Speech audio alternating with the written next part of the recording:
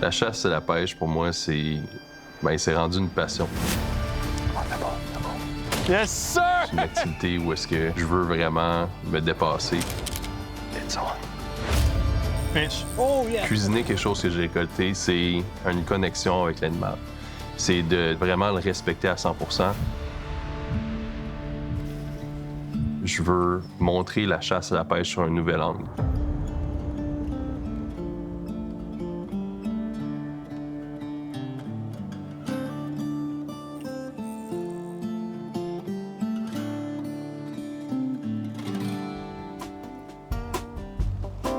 Aujourd'hui, on s'en va dans un champ à l'ouest de Gatineau pour l'ouverture de la chasse aux dindons sauvages. Et en fin de semaine, on a la chance de se déplacer en Tacoma grâce à Villa Toyota.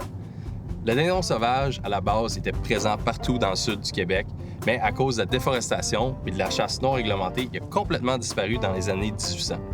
Mais le gouvernement, dans les années 80, a organisé un programme de réintroduction qui consiste à capturer des dindons sauvages en Ontario et aux États-Unis, pour ensuite les relâcher au Québec, principalement en Estrie, en Montérégie et ici même en Outaouais. Aujourd'hui, on compte un peu plus de 50 000 dindons sauvages au Québec. C'est une chasse qui est maintenant encadrée, durable et très populaire. Le dindon, comme un peu tous les gibiers, c'est un peu une nuisance dans les territoires agricoles parce qu'ils vont rentrer dans les terrains, ils vont manger des graines en début de saison, ils vont aller saccager toutes sortes d'infrastructures. Puis la chasse permet un certain contrôle de ces espèces-là. On a rencontré Stéphane Allary, le président de l'Union des producteurs agricoles de l'Outaouais et des Laurentides. Puis il va nous parler un petit peu de comment est-ce que les dindons impactent les fermes, puis comment est-ce que les chasseurs interagissent avec les fermiers.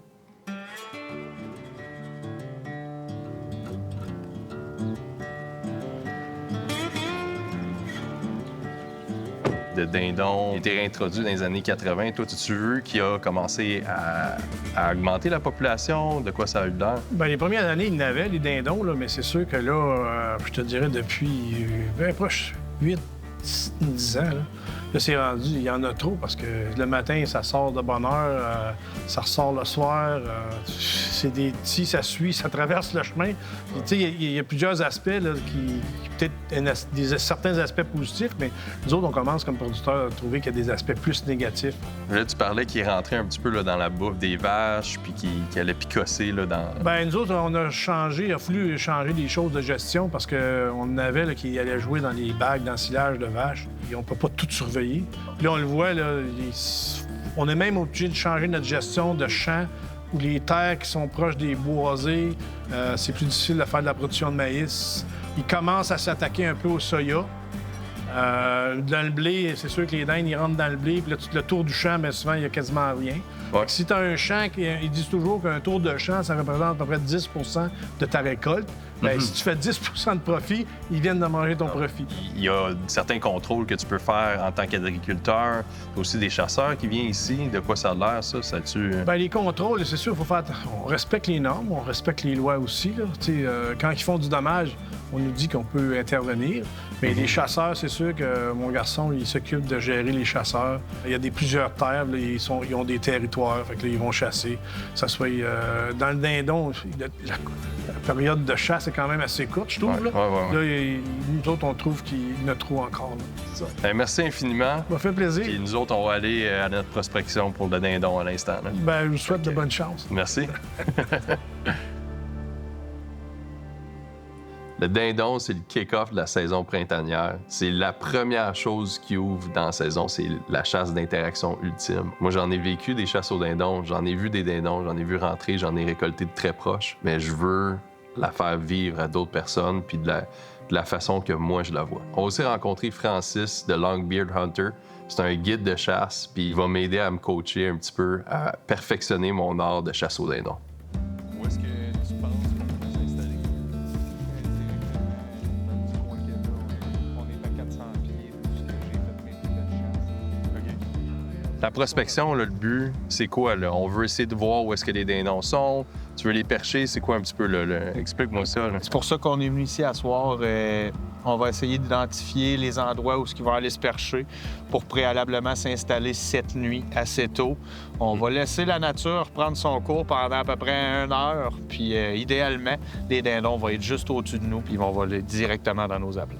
Là, tu me parles de dindons qui montent dans les arbres. Y a-tu Ouais. des arbres en précis que tu essaies de voir ou t'essaies-tu d'anticiper un petit peu où est-ce qu'il va aller se percher ou comment ça se passe? Normalement, les dindons, ils ont souvent des trajets fixes. Fait qu'ils peuvent avoir des perchoirs qui sont plus habituels que d'autres. Ouais, C'est sûr et certain qu'il peut y en avoir dans les pins. Ça peut être des gros érables. Vraiment un arbre mature, idéalement. Là. Les dindons se perchent en hauteur pour pouvoir avoir une bonne visibilité sur leur champ au petit matin, voir s'il y a déjà des femelles qui sont en train de s'alimenter dans le champ, puis il va descendre aller les rejoindre pour pouvoir commencer sa parade. Toi, tu fais-tu comme un peu de prospection, comme plusieurs semaines avant? De quoi ça a l'air de ça? Oui, c'est sûr, on n'a pas le choix.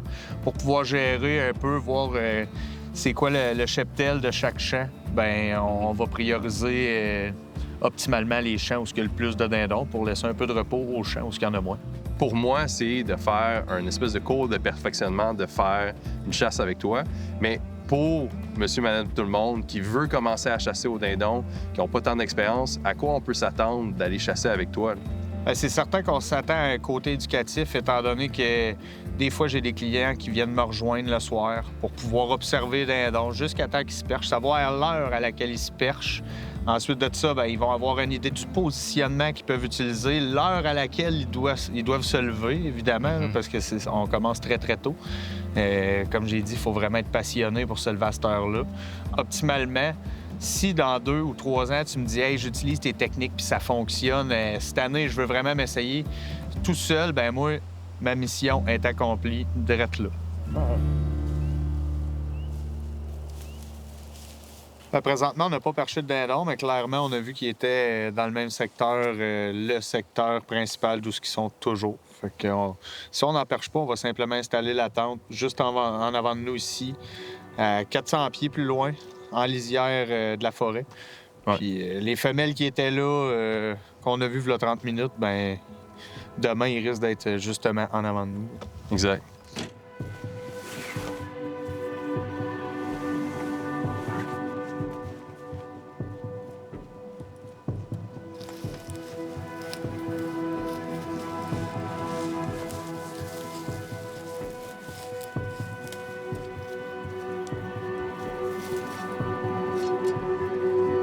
Les tentes sont installées, les dindons sont perchés. Là, on va pas faire trop de bruit, on va sortir du champ. Puis demain matin, réveil à 2h30. Ça va être le fun. 2h30 du matin, honnêtement, on s'habituera vraiment jamais, là. Avec les gars, ils ont été chercher du café. Nous autres, on vient d'arriver au champ. Puis on va juste sortir mon stock vraiment tranquillement, sans faire trop de bruit, parce que les dindons dans les arbres, ils peuvent nous entendre, ça va les avertir, puis ils vont devenir méfiants. Quand il va vraiment tranquillement, on commence ça.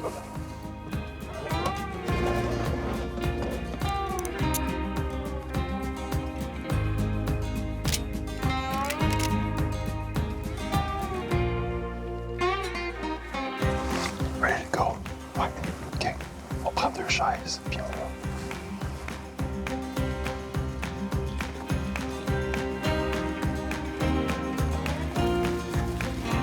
On va l'installer, ça prend à peu près un 15 mètres en bas, là. On est vraiment à limite, là. On va rentrer dans la tente dans 2 minutes. Puis, on va ouvrir les fenêtres aussi pour avoir une bonne visibilité de tir, puis voir les dindons arriver de loin. Mais ça s'enligne bien. On va être bien installé.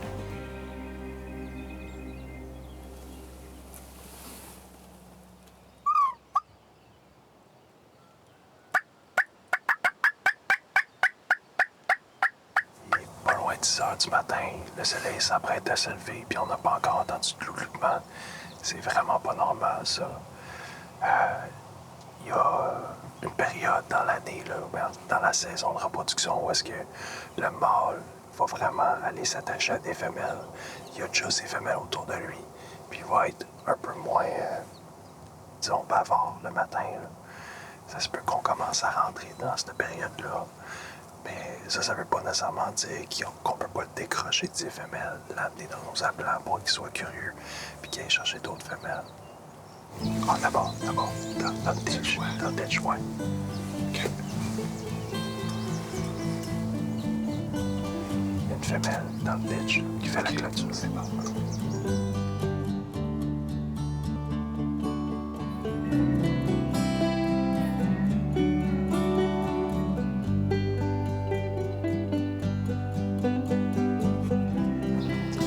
rendu 8 h du matin.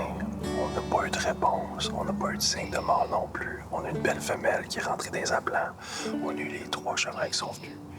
Mais, à part de ça, rien. Fait qu'on va se lever, puis on va aller dans le bois. On va essayer de provoquer quelque chose. Essayer de faire en sorte que le mâle nous réponde.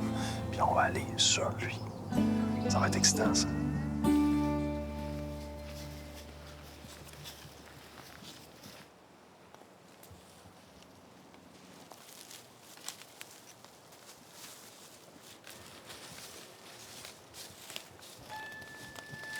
Là, on vient juste de voir des dindons au loin. Ils sont dans le champ juste en face de nous. Donc, on sortira même pas de la forêt. Ce qu'on va faire, on va installer notre appelant à une distance de tir raisonnable. On va simplement essayer de les attirer vers nous en forêt. On a l'avantage, quand ils voient pas l'appelant, ils ont moins le temps de réfléchir, ils nous cherchent, puis souvent, c'est là que ça paye.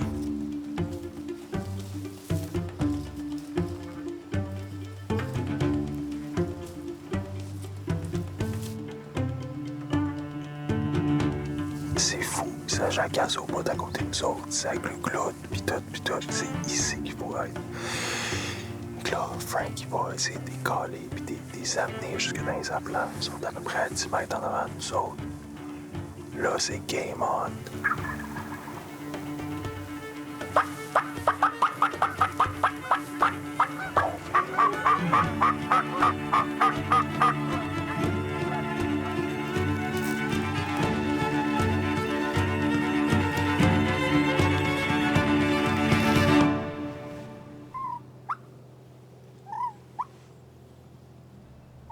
En fait, les 4 dindons, ils sont passés, puis ils ont passé du temps là, à notre gauche. Mais assez rapidement, ils ont fait un cri d'alerte, puis on sait pas du tout sur comme pourquoi est-ce qu'ils ont fait ce cri-là, parce que on les voyait pas. On est pas mal sûr qu'ils ne voyaient pas. Il y avait beaucoup de branches. On a vu un des dindons, il s'est tassé, puis après ça, les 4 sont passés à queue, un en derrière de l'autre. Mais jamais j'ai pu avoir de tir.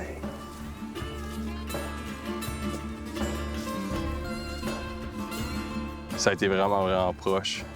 Mais là, les dindons ont gagné encore une fois. Fait que on va quitter, on va se reposer, on va revenir pour la prospection ce soir. Puis on va espérer que demain, on soit vraiment chanceux. Là. Mais on les a trouvés. Fait qu'on a à peu près un 4-5 femelles, au moins 2 mâles là-bas. On a spoté aussi un autre groupe là-bas. On a vraiment une super belle situation pour finir notre chasse. Tout semble s'aligner. Fait que on ramasse les choses, puis on va s'installer. On va falloir faire le tour dans le bois, puis vraiment faire attention à l'approche. All right, Frank, ça se passe, man. Let's go.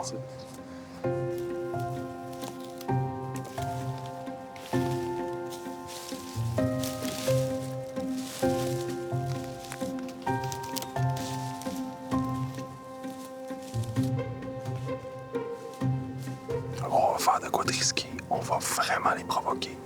On a une fausse queue de dindon. Francis va aller se coucher dans le milieu du champ. Il va faire semblant qu'il y a un autre dindon, un subordonné, un jeune dindon. Là, ça va vraiment fâcher les 2 tomes qui sont là, les 2 adultes. Puis on va essayer de tirer de leur femelle pour qu'ils viennent se battre littéralement. Moi, il va falloir que je le tire avant qu'ils se rendent sur Francis.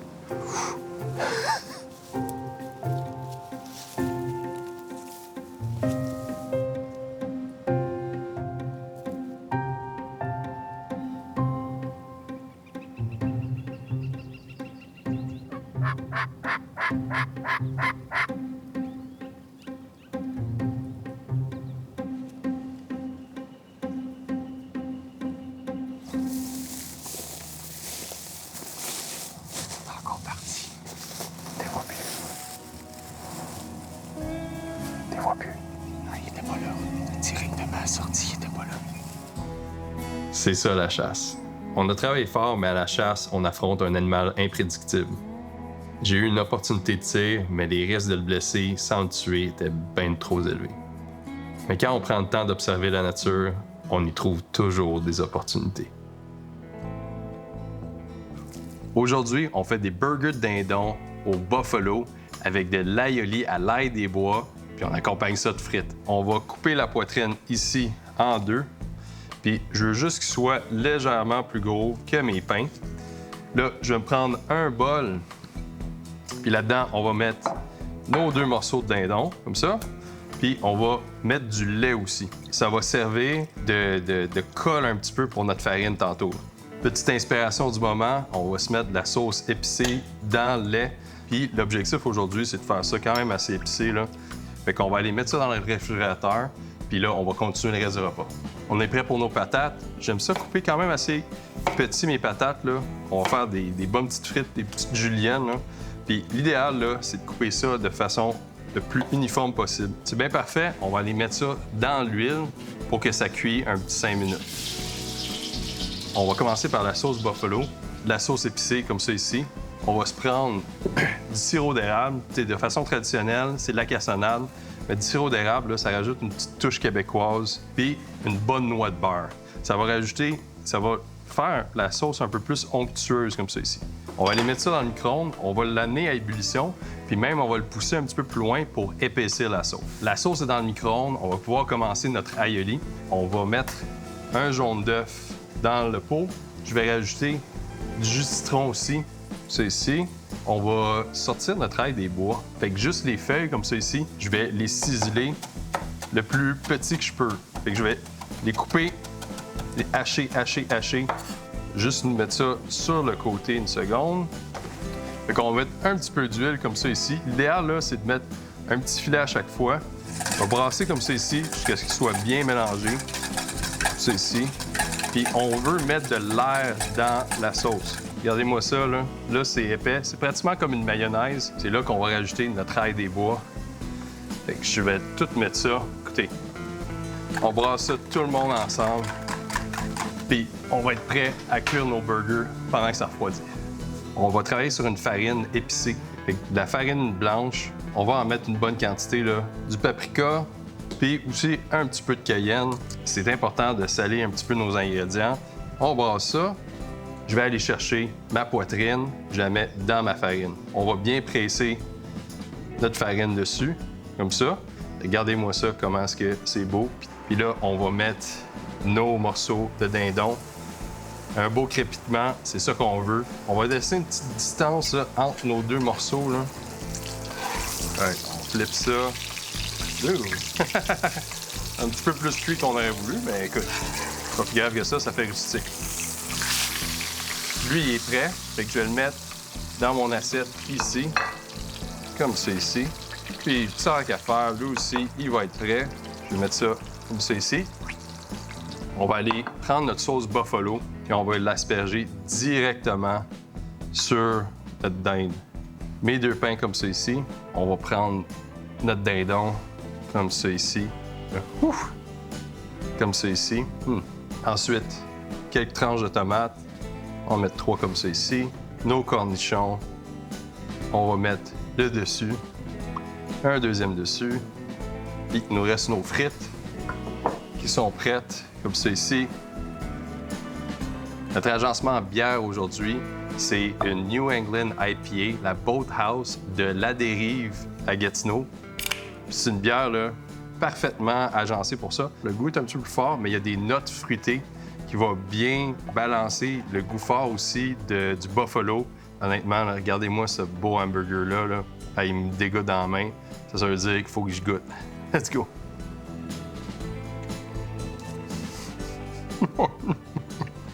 C'est cochon, là. C'est magnifique. Wow. C'est vraiment délicieux, le dindon sauvage, honnêtement, là. Puis c'est sûr qu'on n'a pas réussi à le récolter dans l'épisode. C'est tellement une super bonne chair. Puis le respect que j'ai pour cet animal-là est incroyable. Fait que, sur ce, je vais vous laisser sur un super bon repas.